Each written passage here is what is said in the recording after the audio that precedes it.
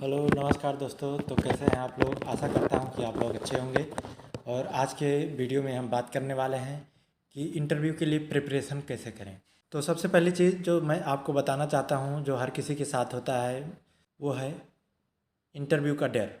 अगर आप फ्रेशर हैं या पहली बार इंटरव्यू दूसरी बार इंटरव्यू दे रहे हैं तो आपको थोड़ा सा डर लगता है इंटरव्यू से।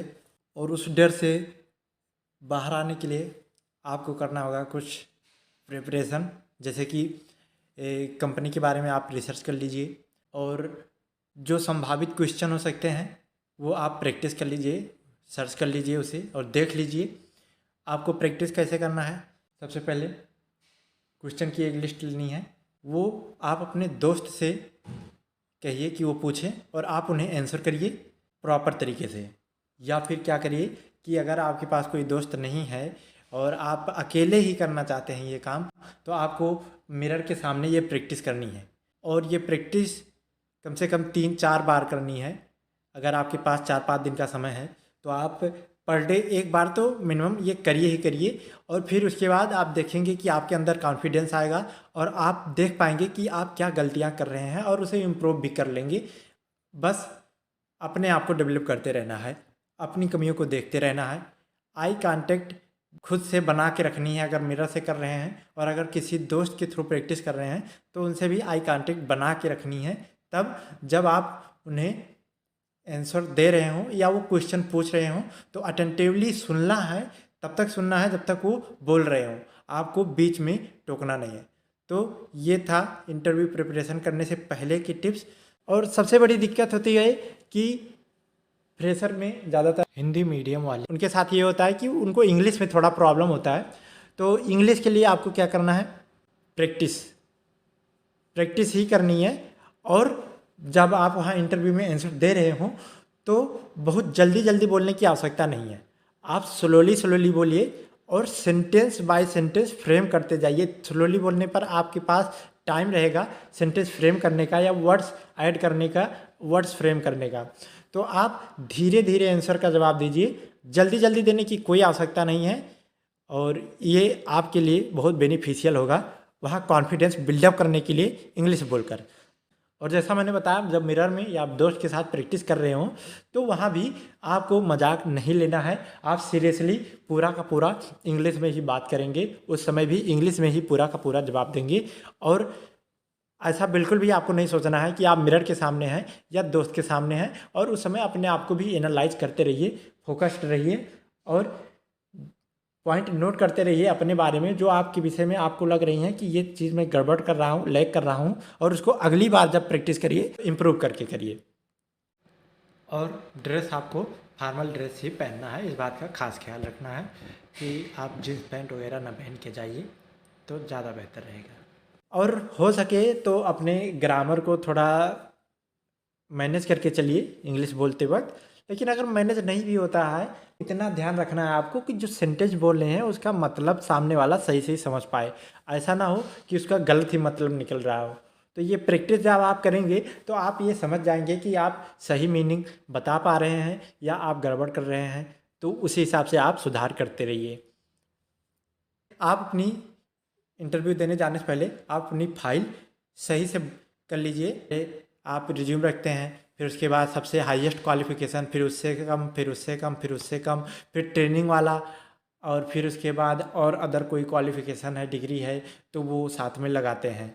लेकिन अगर आप चाहें तो उल्टा भी कर सकते हैं कि पहले 10th रखिए, फिर 12th रखिए, फिर ग्रेजुएशन रखिए, पोस्ट ग्रेजुएशन रखिए। लेकिन रिज्यूम में फिर भी सबसे स्टार्टिंग में ही लगाएंगे। और एक अपना वैलिड आइडेंटिटी कार्ड, तो ये ज़्यादा बेटर रहेगा। यानी ऊपर के पेज पे आप आइडेंटिटी कार्ड और रिज्यूम में लगा लीजिए और उसके बाद में ऐसे डिक्रीजिंग या इंक्रीजिंग आर्डर में जैसा आप चाहें, आपको सुटेबल लगे वैसा आप डॉक्यूमेंट प्रिपेयर कर लीजिए। आपको जो मेल आया है उस मेल में कुछ इन्फॉर्मेशन दी गई है तो उसे फॉलो करना है, सर्च करना है। और वो सारे डॉक्यूमेंट जो भी उसमें लिखे गए हों, जैसे पासपोर्ट साइज फ़ोटोग्राफ वगैरह वगैरह डिमांड करते हैं, तो वो सब आपको ध्यान से पढ़ लेना है कि क्या क्या डिमांड किया जा रहा है। वो भी तैयार कर लेना है और फाइल के साथ ही रख लेना है ताकि आप उस दिन मिस ना करो। तो ये हो गया पहला प्रिपरेशन। और फिर उसके बाद सुबह निकल रहे हों तो मुझे नहीं लगता कि उस दिन आपको पढ़ना ज़रूरी है। आप जिस दिन देने जा रहे हैं इंटरव्यू, उस दिन पढ़ने की नीड नहीं रहती है, क्योंकि इससे मुझे लगता है कॉन्फिडेंस किसी किसी का गड़बड़ हो जाता है। तो अगर आपको लगता है कि आप लास्ट टाइम भी पढ़ के वो कॉन्फिडेंस बनाए रखते हैं तो ठीक है, आप गो थ्रू इट। बट अगर आपको लगता है कि नहीं ये गड़बड़ हो जाता है मेरे साथ, तो आप एक दिन पहले ही, मतलब जिस दिन इंटरव्यू है उस दिन आप पढ़ना बंद कर दीजिए। तो ठीक है, अब आपको पहुंचाते हैं इंटरव्यू पर और करते हैं उन बातों का जिक्र जिन्हें आपको खास ख्याल रखना है। तो सबसे पहले आपको ऑन टाइम पर पहुंचना है। मतलब कि अगर आपका इंटरव्यू मान लीजिए 9 बजे से है, तो आपको 8:45 तक एटलीस्ट पहुंच ही जाना है। आप कोशिश करिए कि 8:30 का टारगेट रख के चले, या फिर उससे भी 10 मिनट कम का, ताकि आप ऑन टाइम पे पहुंच जाए। मतलब बिफोर ही पहुंचे, लेट नहीं होना चाहिए, ये ज़्यादा ज़रूरी चीज़ है। फिर उसके बाद आप कंपनी के बारे में तो पहले से ही रिसर्च करके गए होंगे, और अगर आपको कंपनी से रिलेटेड कोई डाउट है तो भी नोट डाउन कर लीजिए, एक उसकी लिस्ट बना लीजिए, अपने पास रखिए, और ज़रूरत पड़े तो आप उनसे इंटरव्यू के लास्ट में अगर वो आपको मौका दे रहे हैं या आप पूछ रहे हैं कि आप कुछ बताना चाहते हैं या पूछना चाहते हैं कि, तो पूछ सकते हैं। तो आपको उसमें से जो सुटेबल आंसर माहौल के हिसाब से लगे वो आपको पूछ लेना है। जैसे कि मान लीजिए कि आपका किसी नामी गिरामी कंपनी में इंटरव्यू हो रहा है, आप कंपनी के बारे में ऑलरेडी बहुत कुछ जानते हैं, तो आप ऐसा पूछ सकते हैं कि सर, मेरे जॉब में मेरे लिए सबसे चैलेंजिंग टास्क क्या होने वाला है या क्या हो सकता है। उसके लिए आप उनसे सजेशन मांग सकते हैं, क्योंकि वो लोग एक्सपीरियंस पर्सन होते हैं, टेक्निकल वाले। और अगर एचआर वाले इंटरव्यू ले रहे हैं तब भी उनसे भी आप ये कंसल्ट कर सकते हैं, कंसल्टेशन के तौर पर पूछ सकते हैं। तो इसलिए ये सब क्वेश्चन थोड़ा रेडी करिए और कंपनी के बारे में रिसर्च करके ज़रूर जाइए। फिर नेक्स्ट क्वेश्चन, आपको अपने रिज्यूम का कम से कम 2-3 कॉपी फ़ोटो कॉपी करवा के ले जाना है साथ में। फिर उसके बाद आपके पास पेन ज़रूर होना चाहिए इंटरव्यू देने जाते वक्त। तो आपके पास एक पेन होना चाहिए और एक स्मॉल नोट पैड भी हो तो बढ़िया रहेगा। और साथ में इंटरव्यू वाले रूम में जब एंट्री करते हैं तो आपको हाथ मिलाने के लिए हाथ नहीं बढ़ाना है, ये बात ज़्यादा ज़रूरी है, जब तक कि वो खुद हाथ ना बढ़ाएं। तो इस बात का ध्यान रखना है कि ऐसा नहीं कि आप जा कर के उनसे तुरंत हैंड शेक करने लगें, क्योंकि आजकल तो वैसे भी कोरोना का टाइम चल रहा है, तो अब हैंड शेक रह नहीं गया, करना भी नहीं है। तो अगर हाँ वो हाथ बढ़ाते हैं तो आप डेफिनेटली उनसे हाथ मिलाइए और स्माइल के साथ और जोश के साथ हाथ मिलाइए। और अगर आप हाथ नहीं मिलाने की कंडीशन में हैं तो आप उनको विश करते हैं, जो भी विश करते हैं, तो उस समय आपको थोड़ा हल्के से मुस्कुराहट के साथ और एक आंखों में चमक ला करके ये बात बोलनी है। तो ये हो जाएगा आपका फर्स्ट इम्प्रेशन। और फिर उसके बाद तो आपको जैसे ही आप रेडी होते हैं आप उनको मौका दीजिए कि वो आपसे कुछ पूछें। अगर आप इम्प्रेस्ड फील करते हैं क्योंकि आप नर्वस हैं, अगर फिर भी फील करते हैं तो आपको कुछ अच्छा सोचना है कि आप नर्वस ना हो, या फिर इम्प्रेस फील कम से कम ना ही करें नर्वस होने पर, क्योंकि ये फर्स्ट टाइम सेकंड टाइम ऐसा हर किसी के साथ होता है। और नर्वस ना होना तो मतलब फिर वो इंसान ही कहा, जिसको डर ना लगे, नर्वस ना हो, तो मतलब वो फिर बहुत महान इंसान है। उसके बारे में हम अभी यहाँ नहीं बात कर रहे हैं। तो नर्वस होना कोई बड़ी बात नहीं है और इसके लिए आपको इम्प्रेस भी नहीं होना है। और हाँ, नेक्स्ट है, फिर आप फोकस रखिए।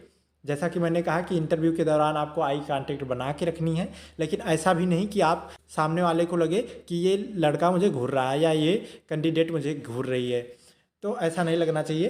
तो फोकस बना के रखना है, वो जो कह रहे हैं उसे अटेंटिवली सुनना है और फोकस करना है क्वेश्चंस पे। और एचआर इंटरव्यू में जनरली आपके बारे में ही क्वेश्चन सारे पूछे जाते हैं, तो उनको आपको जो जवाब देना है वो सब ट्रूथ होना चाहिए। ऐसा नहीं कि आप उनके बारे में उनको ऐसा कुछ बता रहे हैं जो कि मतलब गलत है आपके विषय में, तो ये आप हैंडल शायद ना कर पाएँ उस समय। अगर आप हाँ थोड़ा बहुत इधर उधर हो जाता है, जैसे कि आपकी वीकनेस क्या है, तो आप बहुत शाई हो या फिर आप चाहते हो कि ये ना बताऊं, तो कुछ अलग ही आपने इसके लिए सोच रखा है, तो उस हिसाब से आप उसकी प्रैक्टिस कर लीजिए, ताकि उस समय बताते वक्त ऐसा ना लगे कि आप झूठ बोल रहे हैं। मतलब अगर वीकनेस आपके ओरिजिनल में वही वीकनेस है, तो आपको बताते हुए कोई शर्म नहीं आएगी या आप हिचकिचाएंगे नहीं, कॉन्फिडेंटली वो बता पाएंगे।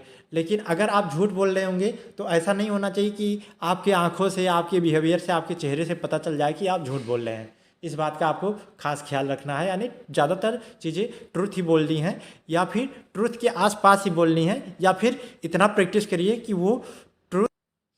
और फिर अगला पॉइंट आपको जो ध्यान रखना है कि आप इंटरव्यू के दौरान ऐसा कभी ना करें कि किसी टीचर या फ्रेंड या एम्प्लॉयर या यूनिवर्सिटी को आप ब्लेम करने लगें, ऐसा कुछ जो नेगेटिव पॉइंट को दर्शाता हो, तो ऐसा आपको बिल्कुल नहीं करना है। आपको अगर हाँ ज़रूरत पड़ रही है तो आप पॉजिटिव चीज़ें उनकी ले करके चल सकते हैं, वो मेंशन कर सकते हैं, लेकिन आपको कभी भी नेगेटिव चीज़ पर ना बात करनी है और ना ही उसे मेंशन करना है। और जैसा मैंने बताया कि एचआर इंटरव्यू में आपसे पर्सनल क्वेश्चन ही पूछे जाते हैं, तो पर्सनल क्वेश्चन पहले से ही प्रैक्टिस करके जाइए और वो आपको गूगल करिएगा कि एचआर इंटरव्यू क्वेश्चंस, तो वो वहाँ से आपको मिल जाएगा ढेर सारे क्वेश्चन जो एचआर आपके बारे में पूछते हैं। जैसे कि आप अपने बारे में बताइए, आपकी वीकनेस क्या है, आपका स्ट्रांगनेस क्या है, आप लास्ट टाइम कब प्रोजेक्ट हैंडल किए थे, आपने मैनेजमेंट का कब काम किया, और आपके एक्सपीरियंस कैसा रहा किसी पर्टिकुलर विषय के बारे में। या फिर ऐसे ही इधर उधर के क्वेश्चन भी डायरेक्टली आपसे पूछ लेते हैं, तो उन सब क्वेश्चंस को पहले से प्रैक्टिस करके जाइए, पर्सनल क्वेश्चन को कॉन्फिडेंस बना के जाइए, क्योंकि आप में कॉन्फिडेंस है तो कोई दिक्कत नहीं है। हाँ, अगर इंग्लिश के कारण आपकी कॉन्फिडेंस लूज हो रही है तो जैसा मैंने बताया वो प्रैक्टिस करिए, वो सुधर जाएगा। तो पर्सनल क्वेश्चन के लिए आपको तैयार रहना है। तो कई बार होता है कि आपको सैलरी के बारे में पहले ही पता चल जाता है, मतलब जब वैकेंसी निकलती है तो उसमें मेंशन किया गया होता है कि आपकी सैलरी कितनी रहने वाली है। लेकिन अगर ऐसा नहीं है तो एचआर इंटरव्यू लेते वक्त आपको बताएगा इंटरव्यू एंड होने के बाद कि आपकी सैलरी क्या रहने वाली है। तो या फिर आपके ऑफ़र लेटर में भी आपको मेंशन करके दिया जाएगा कि आपकी सैलरी क्या रहने वाली है। तो हाँ, आपको अपने पोजीशन के बारे में अगर पता नहीं है पहले से ही कि पर्टिकुलर किस पोजीशन के लिए आपने इंटरव्यू दिया है, तो उस समय एचआर आपको बताएगा कि इस पोजीशन के लिए आपको फ़िलहाल रखा जा रहा है और आपकी ये सैलरी रहने वाली है। तो आपको ये मौका देना है, ऐसा नहीं कि आपको लगे कि इंटरव्यू ओवर हो गया है आप उठ के भागने लगे, जब तक कि वो आपसे बोले नहीं। वो आपको इशारा करेंगे या कुछ संकेतों के ज़रिए बता देंगे कि आपका इंटरव्यू अब ओवर हो चुका है, अब आप जा सकते हैं, तो तब आप जा सकते हैं। और जब इंटरव्यू का लास्ट टाइम चल रहा हो तो आपको अपने अंदर का पॉजिटिव ने दिखाना है और आपको दिखाना है कि आप उस कंपनी के लिए कितने एंथुसाइज है, आप कितने लगन से काम करना चाहते हैं। और लास्ट थिंग्स कि आपको लग रहा हो कि इंटरव्यू जब ओवर हो गया है तो आपको वहाँ थैंक यू ज़रूर मेंशन करना है। अगर थैंक यू नोट आप डालते हैं तो इससे उनको पता चलता है कि हाँ, अब लड़का समझ रहा है कि इंटरव्यू ओवर हो चुका है, तो वो अपने अकॉर्डिंग ही मेंशन करेंगे। लेकिन ये इंश्योर ज़रूर हो जाइएगा कि हाँ, इंटरव्यू ओवर हो गया है, अब ये जाने के लिए इशारा कर चुके हैं, तभी आपको थैंक यू बोलना है। उसको प्रॉपर आपको उनके रिस्पांस के अनुसार ही आपको जब लगे कि ख़त्म हो गया इंटरव्यू तो आपको थैंक यू प्यार से बोल के और निकल लेना है मुस्कुराते हुए। लेकिन ऐसा नहीं मुस्कुराना है कि उनको लगे कि ये मजाक बना रहा है, इस बात का भी ख्याल रखना है। मुझसे मुस्कुराना तभी मुस्कुराना है जब आपको नीड उसकी लगे, या फिर जा रहे हैं लास्ट टाइम है एकदम थैंक यू बोल रहे हैं तो उस समय थोड़ा सा मुस्कुरा दीजिए और थैंक यू नोट्स के साथ आप अलविदा कह लीजिए। और कॉन्फिडेंस बना के रखिए, क्योंकि कोई भी इंसान आपसे बढ़कर नहीं है। शालीनता के साथ पेश आना है और ये ध्यान रखना है कि आप ही उस समय सब कुछ हो और सामने वाले कितना भी नॉलेज रखता हो, लेकिन हाँ, आपके अंदर भी प्रॉपर नॉलेज है और आप किसी से कम नहीं है। ये कॉन्फिडेंस आपके अंदर हमेशा होना ही चाहिए। तो चलिए इसी नोट के साथ एंड करते हैं वीडियो।